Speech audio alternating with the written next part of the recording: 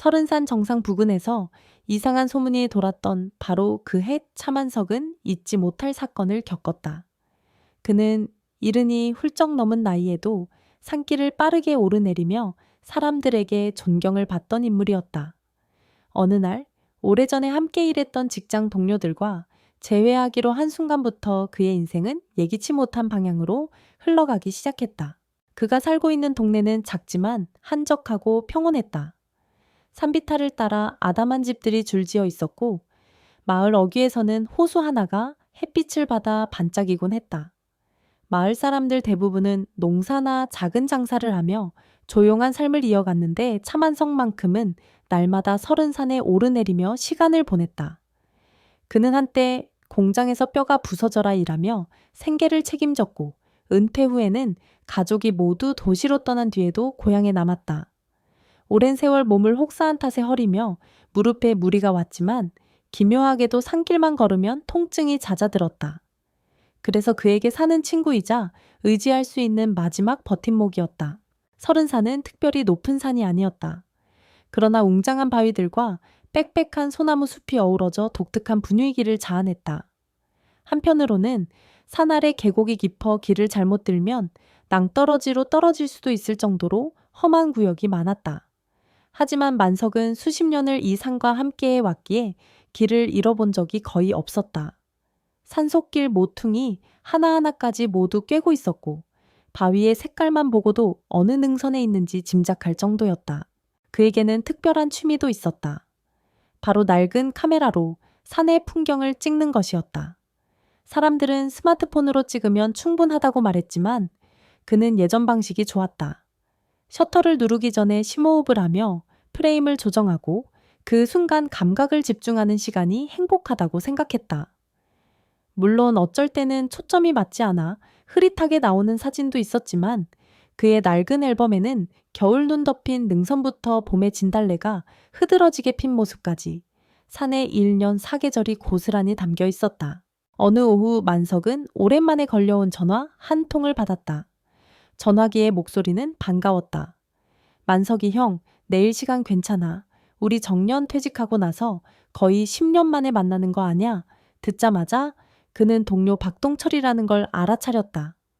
예전에 같은 공장에서 일했던 친구였고 나이 차이가 그리 많지 않아 서로 형 동생처럼 지냈다. 동철 외에도 그 시절을 함께 보낸 사람이 몇 있었는데 이번에 새로 모임을 가지기로 했다는 소식이었다. 동철이 전한 이야기에 따르면 공장 시절 가장 친했던 동료들이 하루쯤 시간을 맞춰 이 마을로 오기로 했다고 했다. 그들은 모두 도시나 다른 지방으로 떠난 후 서로 바쁘게 살다가 이제 어느 정도 나이가 들어서야 서로의 근황을 확인하고 싶어진 것이다. 우리도 이제 머리가 희끗해지고 병원 신세지게 생겼으니 그 전에 한 번이라도 얼굴 보자고. 동철은 농담 삼아 말했지만 만석은 그 말에 진심이 느껴져 마음이 따뜻해졌다. 사람은 나이 들수록 옛 친구가 그리워지는 법이다. 그날 밤 만석은 침대에 누워서도 좀처럼 잠이 오지 않았다. 오랜만에 만나는 친구들과 무엇을 할까 궁리하다가 문득 설은산 산행을 함께하면 어떨까 하는 생각이 들었다. 마을 근처에 놀만한 곳이 많지는 않아도 마음 편히 산책할 만한 길 정도는 있었다. 그가 아는 몇몇 숲길은 완만하고 풍경도 뛰어났다. 산을 오르면 옛날 이야기들도 더 잘 떠오르겠지. 스스로 납득하며 살며시 웃었다. 다음날 아침 3명의 동료가 거의 동시에 마을버스 정류장에 도착했다. 동철과 고진태, 그리고 김영수였다. 젊은 시절에는 모두 혈기왕성했고 우악스럽게 일하느라 서로 투닥거리기도 했는데 이제는 몸 여기저기서 삐걱거리고 머리칼은 희끗희끗한 중년을 넘어선 나이가 되었다. 그래도 얼굴은 반가웠다. 야, 만서가 동철이 큰 소리로 손을 흔들었고 진태도 희죽거리며 다가왔다. 영수는 여전히 의심이 많아 보이는 눈빛으로 주변을 둘러보았다. 그들은 간단히 아침 식사를 마치고 곧장 설은산으로 향했다. 만석이 유난히 애정을 품은 코스는 비교적 경사가 심하지 않고 적당히 풍광이 좋았다. 초봄의 공기가 상쾌했으며 산자락 곳곳에는 새싹이 움트고 있었다.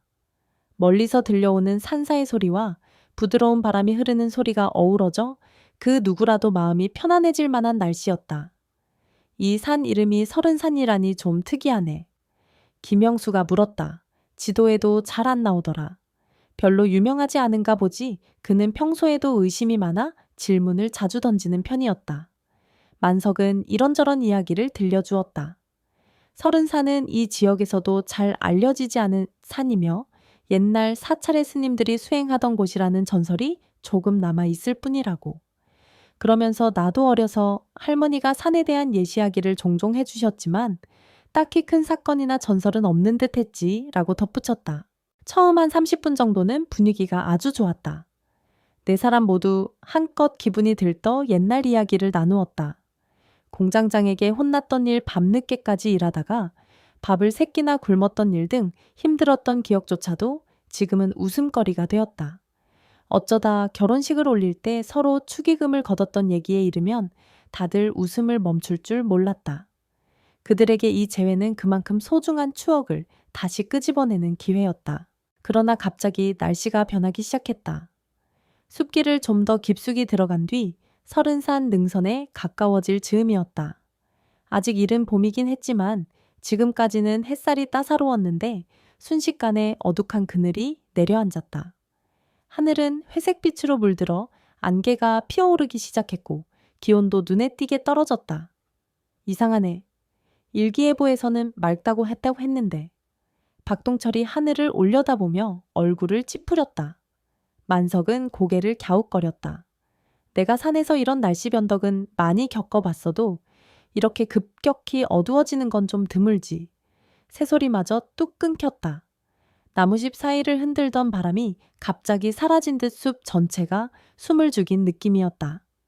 분위기가 묘하게 음산했고 어디선가 갑자기 뭔가 튀어나올 것 같은 섬뜩함마저 감돌았다. 길이 미끄럽기 시작하자 만석은 조심해 돌에 있기가 많아 하고 친구들에게 주의를 주었다. 그러나 이미 때가 늦었다. 고지태가 발을 디뎌 미끄러지며 균형을 잃고 휘청거렸다. 야, 거기 조심하라니까 동철이 크게 외쳤지만 진태는 다행히 가파른 절벽 가장자리에서 가까스로 나무를 붙잡았다. 조금만 더 못 버텼다면 굴러떨어질 뻔한 아찔한 상황이었다. 영수가 허겁지겁 다가와 진태를 끌어당겼고 모두 긴 한숨을 내쉬며 가슴을 쓸어내렸다. 정신 차려 이 바보야. 영수가 진태를 타박했지만 사실 그의 얼굴도 창백해 보였다. 갑작스러운 사고에 다들 놀란 기색이 역력했다. 그러나 이상한 일은 거기서 끝나지 않았다. 잠시 쉰 뒤 다시 길을 찾으려 했는데 만석조차 방향을 헷갈려 하기 시작한 것이었다. 여기는 원래 능성일로 이어지는 곳인데 만석이 주위를 살폈다. 아무리 봐도 여기서 능선으로 넘어가야 하는데 내가 아는 길이 맞는지 안개 때문에 전혀 구분이 안 되네. 그들은 이리저리 돌아다니며 숲을 살펴보았지만 이끼 낀 바위들이 비슷해 보이는 탓에 쉽게 방향 감각을 되찾을 수 없었다. 그러다 마주친 건 커다란 회색 바위였다. 바위 표면에는 거친 균열이 여기저기 패여 있었고 안개 속에서 어렴풋이 윤곽만 보일 뿐이었다. 바위 앞에서 걸음을 멈춘 순간 영수가 갑자기 소리를 질렀다. 의학적이 봐 그의 손가락이 떨리며 바위 밑을 가리켰다. 모두가 시선을 돌리자 눈앞에 믿기 힘든 광경이 펼쳐졌다. 거대한 구렁이가 몸 전체를 피로 물들인 채 헐떡거리며 신음을 내고 있었던 것이다. 길이는 사람 키의 서너 배가 넘어 보였다. 몸 여기저기가 찢긴 상처 투성이었고 붉고 검붉은 핏자국이 바위를 타고 흘렀다. 누군가 작게 비명을 흘렸다. 이런 크기의 뱀은 그들도 처음 보는 것이었다. 그러나 더욱 충격적인 건 그 구렁이의 눈동자였다. 안개 속에서도 또렷이 빛나는 그 눈은 단순한 맹수의 눈빛이 아니었다. 고통과 지혜가 뒤섞인 듯한 묘하게 인간적인 절박함이 느껴졌다. 저건 그냥 짐승이 아니야. 동철이 떨리는 목소리로 말했다. 다들 그 말에 동의하는 분위기였다. 마치 기괴한 전설 속에서나 나올 법한 존재 같았다. 영수가 갑작스레 나직한 목소리로 중얼거렸다. 저 정도 크기면 아마 뱀장수가 되어서 팔면 엄청 돈이 될 거야. 그가 한 걸음 앞으로 나가려 하자 만석이 그의 팔을 붙잡았다. 건들지 마. 말투가 평소보다 날이 서 있었고 눈빛도 단호했다. 왜 그래? 그냥 커다란 뱀 잡는 게 뭐가? 어때서 영수가 다시 내밀려 했지만 만석은 한결같았다. 나, 이건 평범한 뱀이 아니라고 생각해. 어렸을 때 할머니가 말씀하시곤 했어. 산신령 앞에서 1000년 동안 수련하면 이무기가 된다더라. 그리고 또 1000년을 수련하면 용이 될 수 있다고. 이무기를 해치면 재앙이 생긴다고 하셨지. 이야기를 들은 다른 친구들은 반신반의했다. 평소 만석은 미신 같은 걸 믿지 않는 이성이 강한 사람이었다. 그런데 지금 만석이 이렇게까지 나오니 모두 의아해했다. 영수는 그래도 웃음을 참지 못했다. 설마 진짜 용이라도 되겠다는 거야? 그냥 뱀이겠지. 그러자 만석이 고개를 가로저었다. 믿기 힘들겠지만 내 직감이 그래.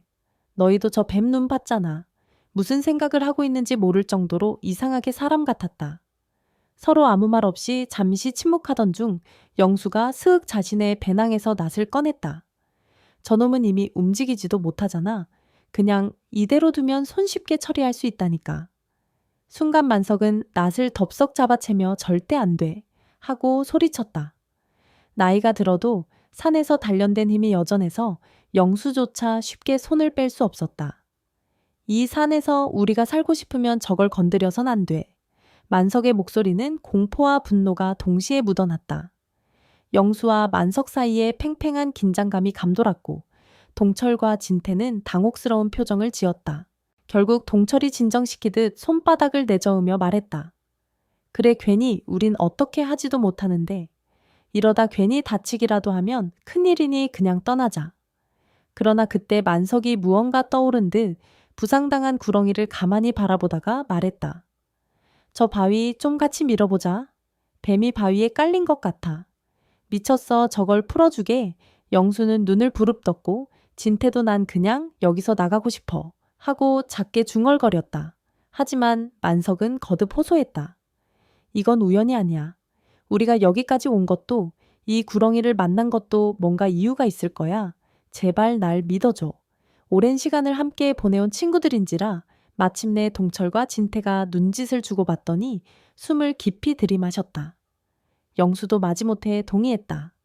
그래, 해보자. 금방 끝내고 빨리 내려가자. 그들은 함께 회색 바위 옆으로 다가가 손바닥을 대고 전력을 다해 밀었다. 구렁이는 그들을 내려다보며 신음소리를 멈추었고 눈동자에 묘한 감정이 서린 듯했다. 크고 날카로운 파편들이 주변에 흩어져 있어 미끄러웠지만 네 사람이 힘을 합치자 바위가 마침내 굴러 떨어졌다. 쾅 무거운 바위가 아래쪽 절벽 방향으로 떨어지면서 굉음이 울렸다. 구렁이는 느리지만 분명히 몸을 꿈틀거리기 시작했다. 아직 상처에서 피가 흐르고 있었고 몸 곳곳이 차 찢겨 있었지만 바위의 압박에서 벗어나 일어설 수 있는 정도의 기운은 남아 있었다. 그러더니 구렁이는 한번 또렷이 네 사람을 바라보고 서서히 숲속 깊은 곳으로 사라졌다. 마치 빠르게 도망치지는 않고 그들에게 고개를 돌려 인사를 남기는 것 같았다. 그 순간 놀랍게도 산을 뒤덮었던 짙은 안개가 거짓말처럼 서서히 걷히기 시작했다. 하늘의 회색빛은 옅어지며 다시 파란색을 드러냈고 새소리가 되살아났다. 그리고 조금 전까지 사라졌던 등산로가 눈앞에 선명하게 펼쳐졌다. 뭐지? 진태가 주변을 두리번거렸다. 분명 지척도 보이지 않을 만큼 뿌옇던 안개가 이렇게 순식간에 사라질 일은 흔치 않았다. 만석은 입을 꾹 다물고 있었지만 내면 어딘가에서 기묘한 확신이 움트는 걸 느꼈다. 방금 벌어진 일은 결코 우연이 아니다. 어쩌면 할머니가 말하던 예시야기 속 이무기를 정말로 본 것일지도 모른다는 생각이 머리를 스쳤다. 그날 밤 만석은 집으로 돌아와 깊은 잠에 빠졌다. 몸은 몹시 피곤했지만 마음 한편에는 이상한 평온함이 깃들어 있었다. 꿈속에서 그는 다시 설은산을 오르고 있었는데 이번에는 안개도 공포도 없었다. 그리고 얼마 지나지 않아 구렁이가 나타났다. 하지만 구렁이의 상처는 온데간데 없었고 비늘은 달빛을 받아 푸른빛으로 반짝였다. 덕분에 살았다. 익숙하지 않은 목소리가 바로 만석의 머릿속에 직접 울렸다. 그는 서늘한 기운에 놀라 잠깐 멈칫했지만 곧 그것이 구렁이의 생각이라는 걸 알 수 있었다. 나는 30산을 지키던 이묵이다. 용이 되기 위한 마지막 시험에서 실패하여 이대로 숨어 살고 있었지. 만석은 꿈속에서 전혀 두렵지 않았다. 그저 신기하고 궁금했다. 정말 이무기인가요? 설마 진짜 사람처럼 말을? 구렁이는 말 대신 천천히 고개를 끄덕였다. 그 눈동자엔 깊은 지혜와 슬픔이 서려 있었다. 내 존재를 인간들이 알면 해칠까 두려워 숨어 지냈지. 그런데 오늘 당신과 동료들이 나를 구해주었다. 그것은 산이 인도한 운명일 테지. 그러면서 구렁이는 머릿속에 어딘가를 구체적으로 보여주었다. 산 중턱쯤으로 보이는 곳, 큰 소나무, 두 그루 사이에 바위 무더기가 있는 자리였다. 그곳에 옛날부터 전해 내려온 고귀한 것이 있다. 당신이 인연이라면 그걸 발견할 수 있을 거다. 그 말을 끝으로 만석은 잠에서 깨어났다. 여느 꿈 같지 않게 선명한 기억이 머릿속을 맴돌았다. 가슴이 뛰었지만 곧 말도 안 되지. 꿈일 뿐이야. 하고 애써 부정하려고 했다. 그러나 한 번 박힌 이미지는 지워지지 않았다. 소나무 두 그루 사이에 바위 무더기라는 구체적인 풍경이 너무나 생생했기 때문이다. 며칠 후 동료들은 만석에게 연락이 없었다. 그날 산에서 겪은 기묘한 일 때문인지 혹은 모두가 도시로 돌아가 바쁜 일상에 쫓긴 것인지 알 수 없었다. 만석은 혼자서 다시 산을 찾았다. 이번에는 그날 꿈속에서 봤던 자리, 바로 소나무 두 그루를 찾아 나서기로 마음먹었다. 등산로를 따라 천천히 올라가다 보니 이상하게 지난번보다 길을 찾기가 쉬웠다. 기분 탓인지 몰라도 산사의 소리나 바람결이 한결 부드럽게 느껴졌다. 마치 산이 자신을 방이는 것만 같았다. 2시간 가까이 헤맨 끝에 만석은 꿈에서 본 것과 똑같은 소나무 두 그루를 발견했다. 줄기가 굵고 가지가 좌우로 길게 뻗어 문처럼 서 있었다. 그 사이에는 수십 개의 돌이 쌓여 만들어진 작은 무더기가 있었다. 꼭 누군가가 일부러 다듬어 놓은 것처럼 보였다. 만석은 오래된 호기심과 묘한 두근거림에 이끌려 조심스럽게 돌들을 치우기 시작했다. 처음에는 겨우내 굳은 낙엽과 흙이 엉켜 있어 작업이 쉽지 않았다. 그래도 한꺼번에 너무 세게 치우면 무너질까봐 하나씩 조심스레 옮겼다. 땀방울이 이마에 송글송글 맺힐 때쯤 돌틈에서 단단한 물체가 손에 닿았다. 흙을 좀 더 파헤치니 낡았지만 여전히 온전한 항아리 하나가 나타났다. 놀랍도록 깨끗한 상태였고 겉면은 푸른빛이 감도는 문양으로 장식되어 있었다. 심장이 쿵쾅거렸다. 이 항아리는 대체 언제적 것일까? 곰팡이 냄새가 날 줄 알았는데 이상하게도 비린내나 곰팡이 냄새가 거의 없었다. 만석은 숨을 고르며 항아리 뚜껑을 열었다. 그러자 안에서는 2개의 금괴와 한눈에도 오래된 문서가 보였다. 이게 뭔가 그는 떨리는 손으로 금괴를 만져보았다. 확실히 진짜 금처럼 묵직했고 색깔도 선명했다. 곧 문서를 들춰봤지만 한문인지 고문인지 도무지 알아볼 수 없었다. 우연히 옛 사찰 유물을 발견한 걸까? 아니면 정말 이무기가 예고했던 그 물건일까? 만석의 머릿속은 혼란스러웠지만 우선 이 물건들을 감춰둘 생각은 들지 않았다. 그는 항아리를 조심스럽게 배낭에 넣고 하산하며 읍내 경찰서를 찾아갔다. 경찰서는 처음에 어리둥절해야 샜다. 노인이 산에서 항아리를 발견했는데 안에 금괴와 고문서가 들어있다는 이야기를 누가 곧이곧대로 믿겠는가. 그러나 실제로 금괴와 문서를 보자 놀라움을 감추지 못했다. 문화재청 전문가가 급히 불려 나왔고 항아리의 형태나 문양으로 보아 고려시대 혹은 그보다 더 오래된 것으로 추정된다는 견해가 나왔다. 동시에 도굴 의혹도 있었지만 만석이 항아리를 발견한 과정을 상세히 진술하자 더 큰 문제로 번지지는 않았다. 결국 만석은 국가지 정문화재 발견에 따른 보상금을 수억 원가량 받게 되었다. 작은 마을에서는 그야말로 난리가 났다. 어르신이 30산에서 보물을 찾았다 하는 이야기가 삽시간에 퍼졌고 기자들이 몰려와 만석을 취재하려 했다. 이무기가 알려줬다던데 사실인가요? 꿈에서 본 장소라고 들었습니다. 만석은 웬만한 질문에는 무던히 대답했다. 그냥 운 좋게 찾았을 뿐입니다. 하지만 그에게는 너무도 생생한 기억이 있었다. 이 모든 일이 산과 이무기의 보살핌 덕분이라는 묘한 확신. 그래도 그것을 사실대로 말하자니 세상 사람들이 믿어줄 리 없었다. 그러던 어느 날 이 소동 속에서 기묘한 일들이 연달아 일어났다. 먼저 고진태가 전화를 걸어왔는데 흥분을 감추지 못했다. 만석이 형, 우리 아들 기억나? 예전엔 대학 들어가려고 고생했는데 이번에 대기업에 최종 합격했다네. 1,000명 넘는 지원자 중에서 되게 낮은 학벌임에도 면접에서 큰 점수를 받았다나 봐. 만석은 크게 기뻤다. 진태의 아들은 여러 번 시험에서 떨어져 좌절하는 걸 봤기에 이 합격 소식이 더욱 놀라웠다. 며칠 뒤에는 박동철이 찾아왔다. 아내가 무려 20년 넘게 앓던 지병이 완전히 호전됐다는 것이었다. 수많은 병원을 다녔어도 차도가 없었는데 이번 검진에서 신기하게도 병의 흔적이 사라졌다는 것. 의사들도 기적이라고 했다며 동철은 눈물을 글썽였다. 가장 놀라운 건 산에서 이무기를 해치려던 영수에게서 온 소식이었다. 그는 산행 이후 만석을 피하고 지내다가 어느 늦은 저녁 불쑥 찾아왔다. 만석이 형, 이거 말하면 믿지 못할 수도 있는데 복권에 당첨됐어. 5천만 원짜리야. 영수의 표정은 어딘가 복잡했다. 그런데 내가 산 것도 아니야. 마트 직원이 실수로 바꿔준 번호가 당첨이 됐다네. 이런 말도 안 되는 우연히 만석은 말없이 영수의 이야기를 들었다. 그리고 확신했다. 산이 그리고 그 이무기가 우리를 돕고 있구나. 물론 우연이라고 하면 우연이겠지만 여러 불가사의한 일들이 동시에 벌어지자 그는 그 연관성을 부정하기 어려웠다. 그렇지만 세상은 호락호락하게 이 신비를 받아들이지 않았다.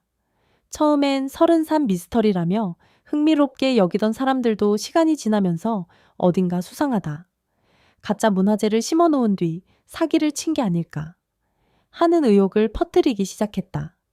기자들은 선정적인 헤드라인을 달아 특집 다큐멘터리를 준비했고 문화재청에서도 공식 조사를 재개한다는 움직임이 있었다. 마을 사람들 중 일부는 그 양반이 산신령 같은 이야기나 떠벌리고 다닌다는데 혹시 전문 사기꾼 아냐 하고 수군거렸다. 초반에 만석을 칭찬하던 일부 인사들도 슬슬 거리를 두기 시작했다. 아무래도 마을에 커다란 돈이 들어오고 언론이 몰리면서 시끄러워졌기 때문이었다. 결국 만석은 사기 혐의로 경찰에 불려가 조사를 받았다. 평생을 정직하게 살아온 그였기에 경찰서 조사실에 앉아있는 자신의 모습이 기가 막히고 서글펐다. 형사가 어떻게 한가리를 발견했습니까? 라고 물으면 만석은 두리뭉실 산을 자주 다니다가 발견했다. 라고 답할 수밖에 없었다. 이무기 이야기를 해봤자 미친 노인 취급밖에 당하지 않을 것이 뻔했기 때문이었다. 오랜 시간을 조사를 받고 나오니 동철과 진태가 걱정스런 얼굴로 그를 기다리고 있었다. 그러나 영수는 보이지 않았다. 영수는 어디 갔냐 묻자 동철과 진태는 서로 눈을 마주쳤다. 네가 다치기 전에 떨어져 나갔어. 나서는 게 무섭대. 만석은 허탈했지만 어쩔 수 없다고 생각했다. 사람이란 각자 책임을 지고 싶어 하지 않을 때도 있는 법이니까. 집으로 돌아온 만석은 깊은 한숨을 쉬었다. 텔레비전을 켜니 그 사건을 다루는 뉴스가 흘러나오고 있었다. 전문가들은 고려시대 항아리가 해당 지역 산중턱에 묻혀 있었을 가능성을 낮게 본다. 혹시나 거짓말이 아닌지 면밀한 조사가 필요하다. 앵커는 딱딱한 표정으로 그렇게 말했다. 마치 모든 책임을 만세혁에게 뒤집어 씌우려는 듯했다. 만석은 곧장 전원을 껐다. 텔레비전 화면이 어두워지자 창문 밖으로 보이는 서른산의 윤곽이 희미하게 드러났다. 비라도 올 듯 구름이 짙게 깔려 있었다. 내가 잘못한 건가? 만석은 손으로 이마를 가렸다. 그는 단지 꿈에서 본 자리에 갔고 우연히 한가리를 발견해 신고했을 뿐인데 일이 이상하게 꼬여버렸다. 결백을 증명하기 위해서는 이무기에 대한 이야기를 해야 할 것만 같았지만 그런 이야기를 세상이 믿어줄 리 없었다. 그날 밤 만석은 다시 구렁이 꿈을 꾸었다. 이무기는 안개 속에서 그를 천천히 바라보았다. 욕심은 화를 부릅니다. 하지만 당신은 옳은 선택을 했고 그 대가는 이미 받았습니다. 나머지는 어떻게 하든 당신의 자유입니다. 만석은 잠에서 깨자 그 말의 의미를 곱씹었다. 그리고 자신이 받은 보상금, 그것을 어떻게 처리할지 오래 생각했다. 내가 필요한 건 그렇게 많지 않아.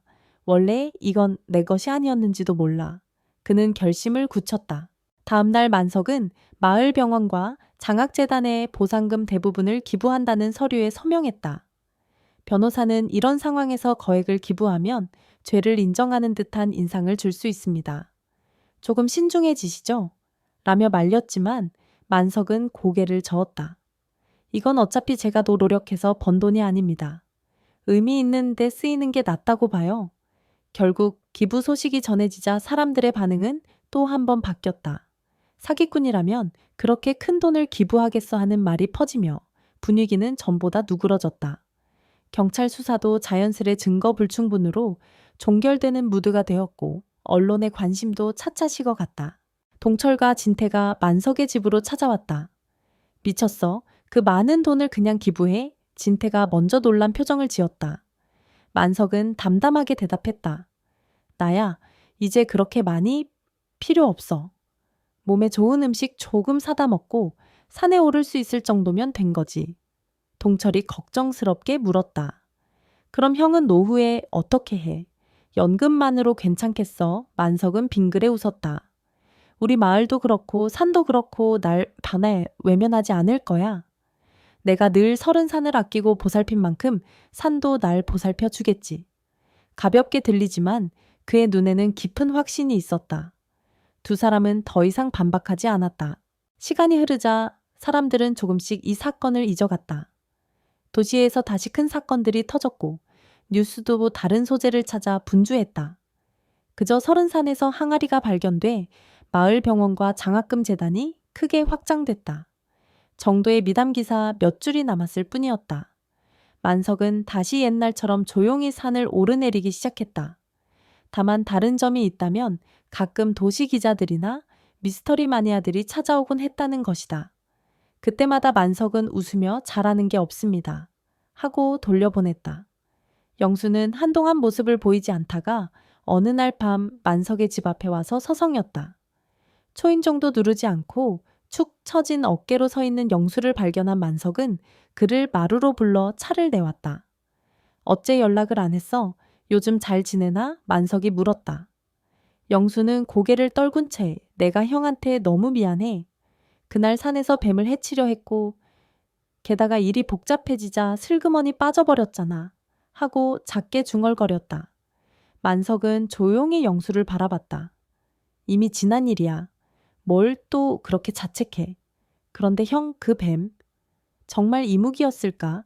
영수의 눈에는 두려움이 맺혀 있었다.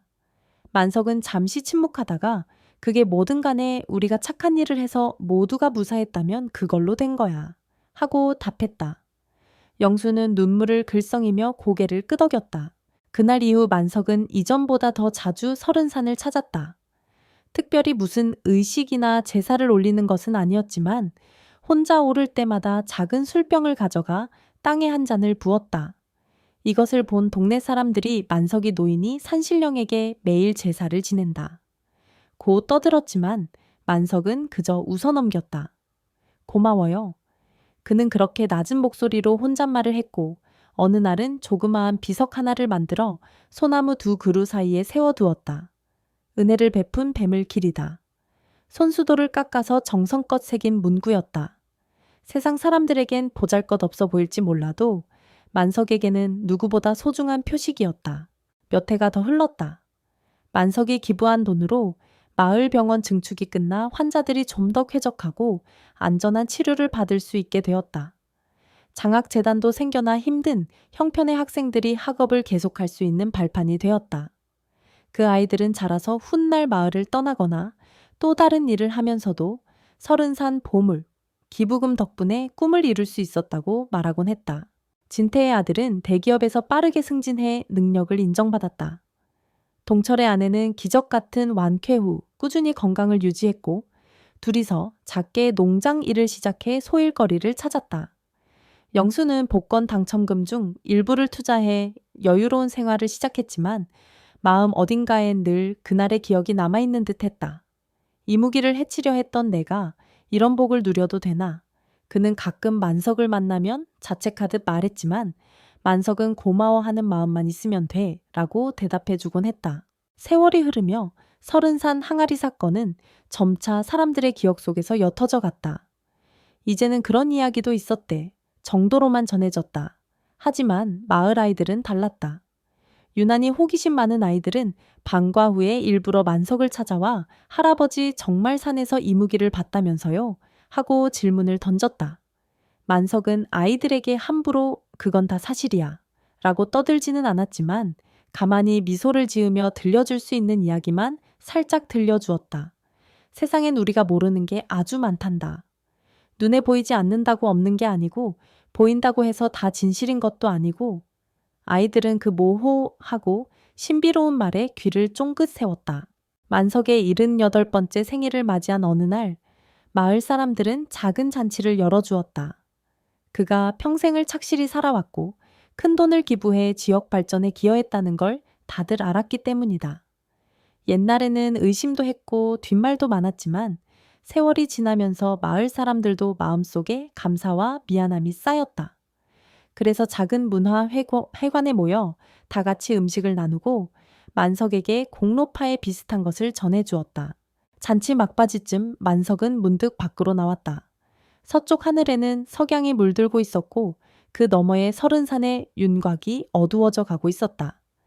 그 순간 그는 산 정상 인근 어딘가에서 푸른빛이 반짝이는 것을 본 듯한 기분이 들었다.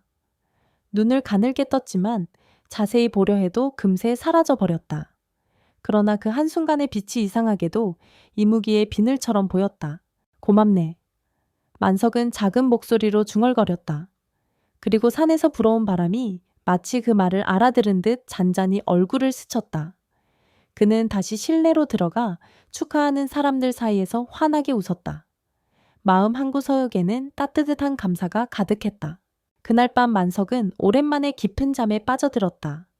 꿈에서 그는 다시 30산을 올랐는데 이번에는 등산화도 신지 않은 맨발의 젊은 모습이었다. 주위는 온통 안개 없이 맑았고 산새들이 지저귀는 소리도 더 청명하게 들렸다. 정상에 가까워 오르는데 저 멀리 구름 사이를 뚫고 하늘로 날아오르는 용의 실루엣이 어렴풋이 보였다. 그것이 실제로 이무기가 변하여 용이 된 모습인지 아니면 단순한 환상인지는 알 수 없었다. 다만 그의 가슴은 벅차오름과 동시에 차분한 안도감으로 가득 찼다. 어쩌면 그동안 이무기는 30산 어딘가에서 계속 수련하며 언젠가 진정한 용이 되기 위한 길을 가고 있을지도 몰랐다. 이윽고 시간이 흘러 현실로 돌아온 후 만석은 여느 때처럼 다정하게 사람들을 맞이하며 하루하루를 보냈다. 몸은 예전만큼 강하지 않았지만 마음에는 평온이 깃들어 있었다. 그 누구도 30산에 이무기가 산다는 말을 쉽게 믿지는 않았다. 그러나 만석은 결코 외치거나 강요하지 않았다. 그저 가만히 산을 바라보고 사람들이 묻는다면 세상에는 아직 우리가 이해하지 못하는 많은 것들이 있지. 라고만 답했다. 그 말은 곧 우리 마음속에도 무한한 가능성이 있다. 는 뜻이기도 했다. 아이들은 그를 찾아와 용이 되려면 정말 1000년이 필요한 거예요. 묻기도 했지만 만석은 웃으며 1000년이 아니라도 언젠가 우리가 바라는 모습을 찾게 될 날이 올 거야 라고 대답했다. 이렇듯 30산과 이무기에 관한 이야기는 계속 전해 내려갔다. 한 세대가 지나도 전설처럼 과장되기도 하고 혹은 점점 잊혀가기도 했지만 마을에는 늘 조용하지만 커다란 기적이 일어났었다는 흔적이 남아 있었다. 산길 어딘가에 세워진 작은 비석, 그리고 병원 건물에 걸린 만석의 이름, 그리고 장학금 수혜자들이 써내려간 편지가 그 증거였다. 어느 해 만석이 세상을 떠났을 때 마을 사람들은 작게나마 장례식을 치러주었다. 모두가 기억했다. 언젠가 그가 30산에서 조용히 두 팔을 벌려 바람을 맞으며 고맙네 라고 말하던 순간을, 그가 정말 이무기를 만났는지 이무기가 그를 보살펴준 것이 맞는지는 아무도 확답할 수 없다. 다만 사람들은 그를 추억하며 산에 오를 때마다 산자락 어딘가에서 구렁이가 반짝이는 눈으로 세상을 바라볼지도 모른다고 상상했다. 그리고 아이들은 계속 자라서 어른이 되어도 30산이 품은 미스터리한 전설을 입에서 입으로 전하며 삶이 힘겨울 때마다 아직 우리가 모르는 길이 있을지 모른다. 는 희망을 품었다. 이것이 차만석과 설은산, 그리고 이무기에 얽힌 이야기다. 모진 풍파 속에서도 흔들리지 않고 선을 베푼 사람이 있었고 그 은혜에 보답하듯 뜻밖의 행운과 기적이 뒤따랐다. 어쩌면 우리가 스쳐 지나치는 길 위에는 보이지 않는 손길이 가만히 도와주고 있는지도 모른다. 결국 운명이 우리를 어느 길로 이끄는지는 아무도 장담할 수 없다. 중요한 것은 두려움 앞에서 어떤 선택을 하는가에 달려있다. 이무기든 인간이든 그 선택이 언젠가 환한 빛으로 이어질지 어두운 그림자로 남을지는 우리의 마음가짐에 달린 일이다.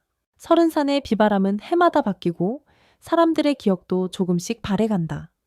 그렇지만 만석의 자취는 산 곳곳에 남아 어린아이들의 상상 속에서 다시금 숨결을 찾는다. 누구도 확실히 진실을 말할 수는 없어도 언젠가는 또 다른 누군가가 소나무 두 그루 사이에 서서 바위 아래 숨겨진 비밀을 발견할지도 모른다. 그러면 그 역시 마주하게 될 것이다. 우연이 아니다. 라는 어떤 목소리, 그리고 저 먼 능선 너머에서 둥글게 피어오르는 안개 한 자락. 그것이 바로 삶에 깃든 신비이자 우리가 결코 쉽게 밝힐 수 없는 설은산의 영원한 이야기다.